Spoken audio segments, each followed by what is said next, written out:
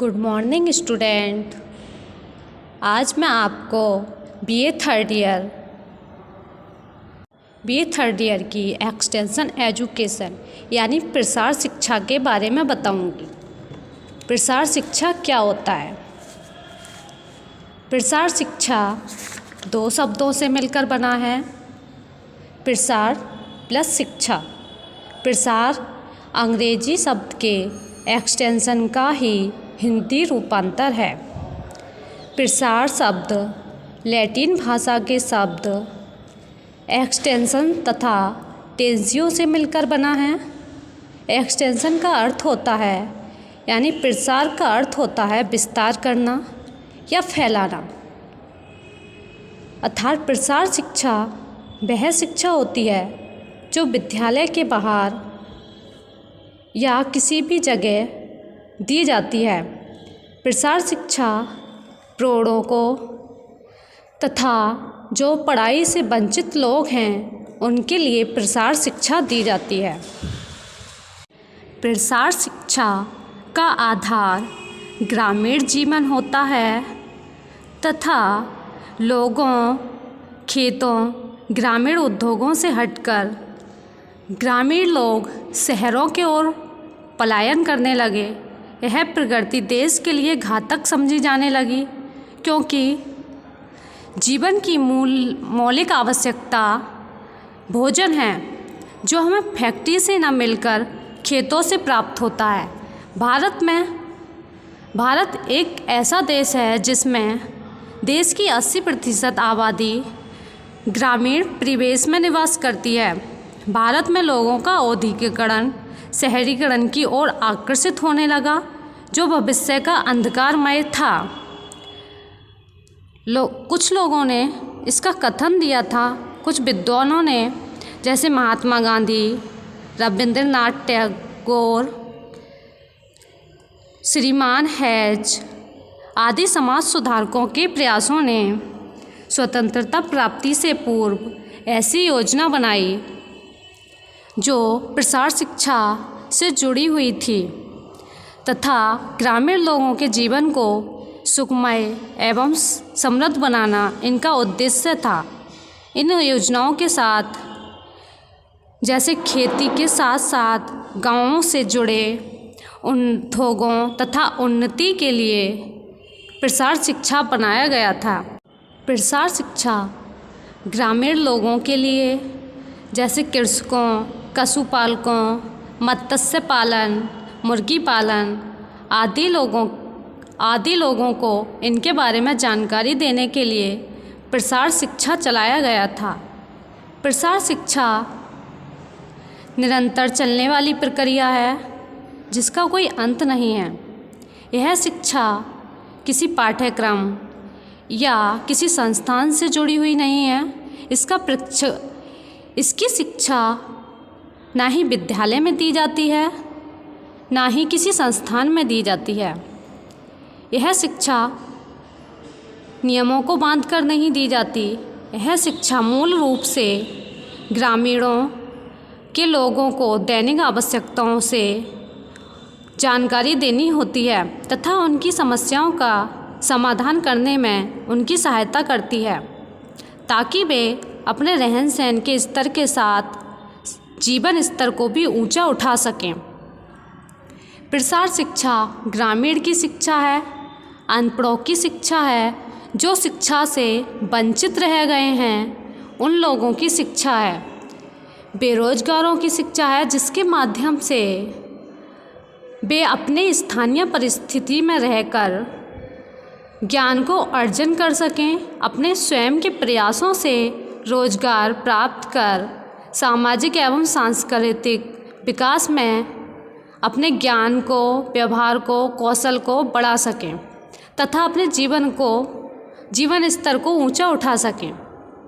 यह प्रसार शिक्षा के माध्यम से पूरे विश्व में हो रहे तकनीकी विकास एवं शोधों की जानकारी लोगों को प्राप्त होती है तथा लोग अपने व्यवसाय से जुड़े लोगों को अपने अनुभवों से लाभ पहुंचाते हैं तथा अपनी या उनकी समस्याओं को दूर करने तथा सुधारने का अवसर प्राप्त करते हैं।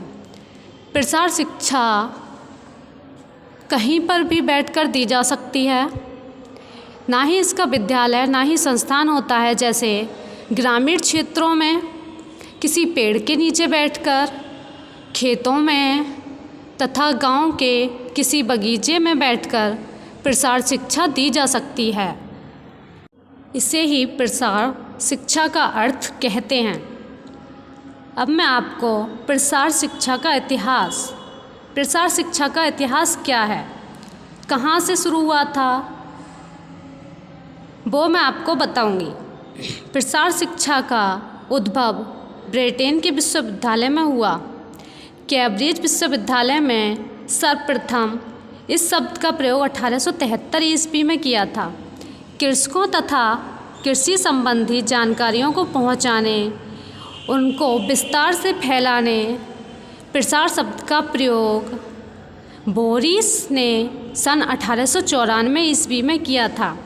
अमेरिका में प्रसार कार्य का आविर्भाव डॉक्टर सीमेन नेप के शैक्षणिक प्रयासों से सन 1880 से 1910 के मध्य संपन्न हुआ था।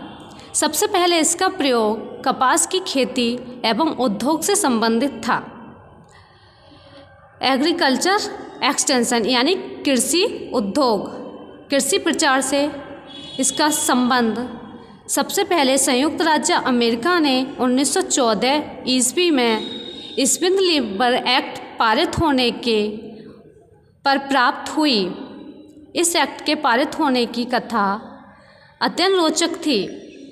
20वीं शताब्दी के प्रारंभ में यह अनुभव किया कि ग्रामीण जनता नगरों की ओर आकर्षित होती जा रही है और इन्हें शहरों में जाने से कैसे रोका जाए। इसका उपाय निकालने के लिए प्रसार शिक्षा को लाया गया। प्रसार शिक्षा गांव के लोग जो खेती-बाड़ी करने में ज़्यादा अनुभव नहीं होता था, उनके लिए खेती-बाड़ी के बारे में, मत्स्य पालन, मुर्गी पालन, इनके उपयोग के द्वारा उद्योग को बढ़ाने के लिए प्रसार शिक्षा लाया गया। ग्रामीण लोगों को उद्योग धंधों, लघु कुटीर उद्योग आदि के लिए शहरों से उनके पलायन को रोकने के लिए सर्वांगीण ग्रामीण विकास की जानकारियों का पता लगाने के लिए प्रसार शिक्षा दी गई। भारत में प्रसार शिक्षा का इतिहास। भारत में सबसे पहले प्रसार शिक्षा इंडियन एग्रीकल्चर रिसर्च इंस्टीट्यूट की स्थापना पूसा बिहार में सन 1908 में हुई थी। सन 1936 ईस्वी में इसी संस्थान को नई दिल्ली स्थानांतरित कर दिया गया। फसल उत्पादन के लिए नए नए तरीकों से बीजों का विकास, भूमि की उर्वरा शक्ति को बढ़ाने के लिए प्रयास, अच्छे उच्च कोटि के बीजों का उत्पादन, कीटों तथा फसलों को हानि पहुंचाने वाली बीमारियों से बचाव आदि इस संस्थान के उद्देश्य थे। नंबर 2, सन 1928 में रॉयल कमीशन में imperial council of agriculture research की स्थापना की सिफारिश से इसकी स्थापना सन 1928 में हुई। अब इसे Indian council of agriculture research के नाम से जाना जाता है। पशुपालन के रखरखाव, मत्स्य पालन को बढ़ाना आदि विकास जैसे डेयरी, फिशनरी आदि विषयों की बारे में बताना इसका मुख्य उद्देश्य था। राधाकृष्णन कमीशन ने सन 1948 में ग्रामीण विश्वविद्यालय की स्थापना की थी तथा बिहार एग्रीकल्चर कॉलेज साबौर में प्रसार शिक्षा के स्नातकोत्तर स्तर की पढ़ाई सन 1955 तथा 1956 में प्रारंभ हुई।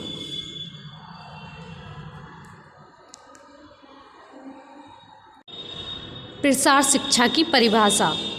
प्रसार शिक्षा की परिभाषा विभिन्न विद्वानों ने अपने अपने मतों द्वारा दी है। डगलस के अनुसार इसमें मनोवृत्ति तथा पद्धति में परिवर्तन लाने पर बल दिया गया है। ये परिवर्तन उन व्यक्तियों में लाने की बात कही गई है जिसके साथ काम किया जाता है। यह परिभाषा डगलस ने दी थी तथा जिसके साथ काम किया जाता है। बात और स्पष्ट होती है कि प्रसार प्रकृति पारंपरिक एवं सहयोगात्मक व्यवहार पर आधारित है।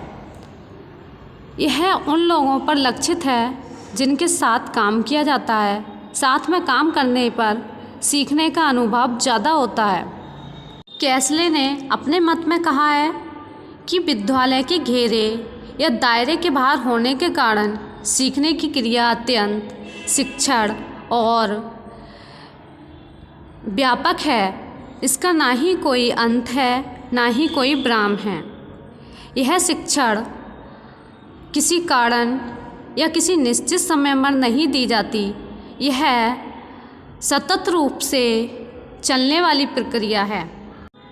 ओ.पी. दामा ने प्रसार शिक्षा के बारे में कहा है कि प्रसार शिक्षा को एक शैक्षणिक विधि है जो विभिन्न रूप से परिभाषित की जा सकती है, जिसके अंदर ग्रामीण लोगों को उनकी स्थानीय परिस्थितियों में ही रहकर उन्नत बीजों की जानकारी देकर मत्स्य पालन के बारे में जानकारी देकर की जाती है तथा उन्हें अच्छे प्रकार से समझा बुझाकर निर्णय लेने में उनकी मदद की जाती है। प्रसार शिक्षा का क्षेत्र। प्रसार शिक्षा का क्षेत्र किस किस चीज़ में है? प्रसार शिक्षा किस किस क्षेत्र में आती है?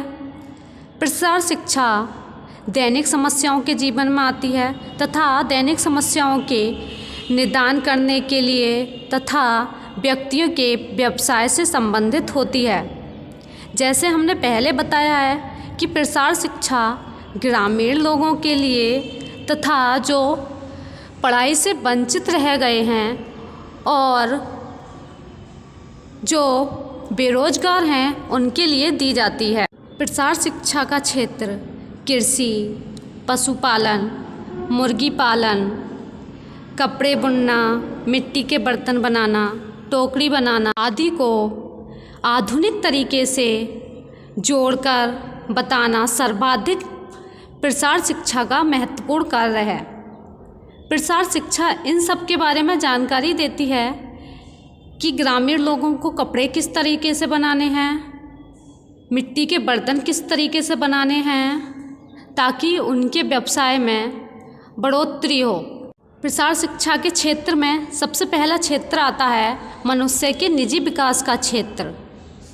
मनुष्य के निजी जीवन के विकास में उनकी आर्थिक, सामाजिक तथा सांस्कृतिक पक्षों पर बल दिया जाता है। जैसे मनुष्य का सर्वाधिक प्रभावित करने वाला कारक व्यक्तिगत विकास होता है। मनुष्य के ग्रामीण मनुष्यों के समृद्धि के मुख्य साधन कृषि है तथा ग्रामीण के विकास के लिए यह आवश्यक है कि कृषि को उनके व्यवसाय से तथा उद्योगों से जोड़ा जाए।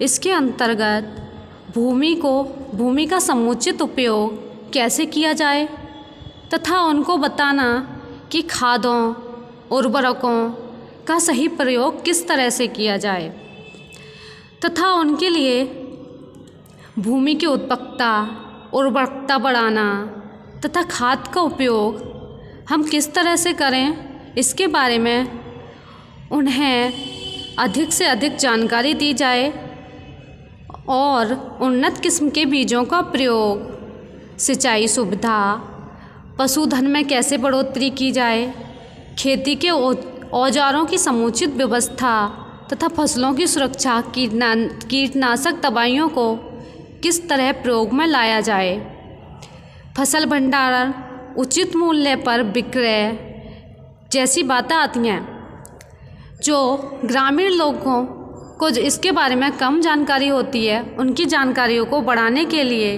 प्रसार शिक्षा दी जाती है। भारत एक गरीब देश है जिसमें कृषकों को उन्नत बीज, उर्वरक, पशुधन आदि खरीदने के लिए पैसों की आवश्यकता होती है तथा ग्रामीण क्षेत्रों के लोगों को यह जानकारी नहीं हो पाती है कि बैंकों से कर्ज कैसे लेना है, कैसे लोन निकालना है। इसके लिए गांव के जो लोग होते हैं वो शहरों में विभिन्न चक्कर लगाते हैं तथा वो परेशान होते हैं जिसके बारे में उन्हें जानकारी नहीं होती। प्रसार शिक्षा का यही उद्देश्य है कि इन सब के बारे में जानकारी दी जाए। जिन किसानों को इनके बारे में नहीं पता है उन्हें इनके बारे में बताएं तथा उन्हें इससे अवगत कराएं।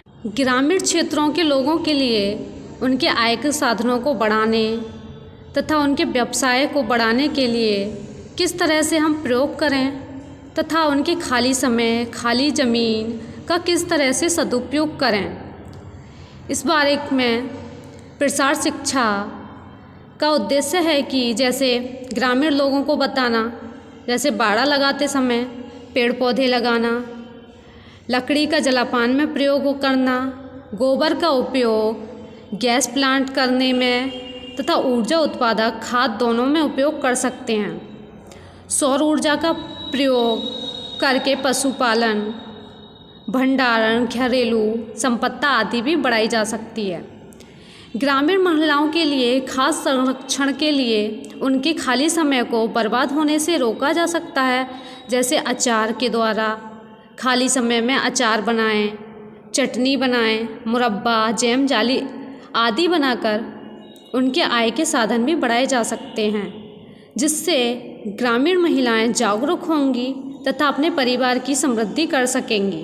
प्रसार शिक्षा के माध्यम से ग्रामीण लोगों तक पहुंचती है, जैसे टेलीविज़न के द्वारा, रेडियो के द्वारा, पत्र पत्रिकाएं के द्वारा, चलचित्र आदि के माध्यम से इसमें प्रसार शिक्षा पहुंचती है।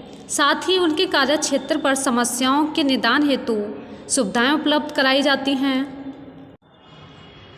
भारत के पिछड़ेपन का सबसे महत्वपूर्ण कारण है साक्षरता, यानी साक्षरता में कमी। हमारे देश का अधिकांश भाग ग्रामीण क्षेत्रों में रहता है तथा वहाँ के लोग निरक्षर हैं। साक्षरता की कमी का प्रभाव व्यक्तित्व के विकास को अनेक रूपों में प्रभावित करता है। साक्षरता की कमी से आत्मविश्वास में कमी आती है तथा ज्ञान वर्धन में भी लोग वंचित रह जाते हैं और वो महत्वपूर्ण कार्यों को नहीं कर पाते हैं, जिससे उनके ज्ञान में कमी होती है। इसलिए प्रसार शिक्षा का सीधा संबंध ग्रामीण लोगों की दैनिक समस्याओं का समाधान करना है। टॉपिक तो है मनुष्य जिस वातावरण या परिवेश में रहता है उसका विकास कैसे किया जाए। मनुष्य एक सामाजिक प्राणी है तथा मनुष्य सामाजिक प्राणी होने के साथ साथ मनुष्य का वातावरण, उसका परिवास किस तरह से है, इस बात की भी विशेष जानकारी उसके वातावरण पर पड़ती है, जिसमें उसकी दैनिक जीवन की सुविधाएं असुविधाएं उनसे जुड़ी रहती हैं। यातायात के साधन तथा बच्चों की शिक्षण व्यवस्था, अस्पताल, चिकित्सा, उनका पालन पोषण संबंधी, उनके से संबंधित उनके दैनिक जीवन पर उसका प्रभाव पड़ता है। मनुष्य को दैनिक जीवन से जुड़ी मूलभूत समस्याओं से दिन प्रतिदिन जूझना पड़ता है, जिसके लिए वह व्यावसायिक कर्तव्यों आदि के लिए बैंक सेवा, ग्रामीण व्यवसाय आदि प्रबंधों के अंतर्गत प्रसार शिक्षा से अवगत कराता है। मानव निर्मित संस्थाओं तथा साधनों का विकास एवं उन्नति क्या है। मानव जीवन अपनी आधारभूत आवश्यकताओं की पूर्ति के निमित्त विभिन्न संस्थाओं तथा साधनों का विकास करता है, जिसके माध्यम से वह अपने विभिन्न उद्देश्यों की प्राप्ति करता है तथा सामाजिक सुरक्षा प्रदान करने के लिए संस्थाओं का योगदान लेता है। मानव निर्मित संस्थाओं तथा साधनों के विकास के अंतर्गत इन साधनों का शक्ति, मुद्रा तथा भौतिक तत्व व्यक्तियों द्वारा प्राप्त निजी ज्ञान आता है। जो विद्यालय, बाजार, यातायात, अस्पताल, स्वास्थ्य केंद्र, डाकघर आदि क्षेत्रों पर